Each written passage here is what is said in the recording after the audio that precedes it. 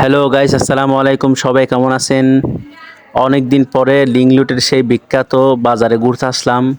আসার পরে দেখতেছি বিভিন্ন রকমের মাছ ব্যবসায়ীরা বিক্রি করতেছে, একদম তরিতাজা মাছ। আপনি তেলাপি মাছ বলেন, ছোট মাছ বলেন, বড় মাছ বলেন, মাঝারি সাইজের মাছ বলেন, যে কোনো ধরনের মাছ ওখানে পাবেন। একদম তাজা মাছ, সাগর থেকে তোলা না। ব্যবসায়ীরা কিন্তু বেশি দামে না, একদম কম দামে বিক্রি করতেছে। ওখানে কিন্তু সপ্তাহে 2 দিন বাজার হয়, মঙ্গলবার আর জুমাবার। বিভিন্ন প্রান্ত থেকে মানুষ সেখানে মাছ কেনার জন্য আসে। আসার পরে তারা বিভিন্ন ঘোরাফেরা করার পরে বিভিন্ন ধরনের মাছ কিনে। কাঁচামালের কথা না বললে নয় গাইস, দেখতেছেন আপনাদেরকে ক্যামেরা ঘুরিয়ে ঘুরিয়ে দেখাচ্ছি।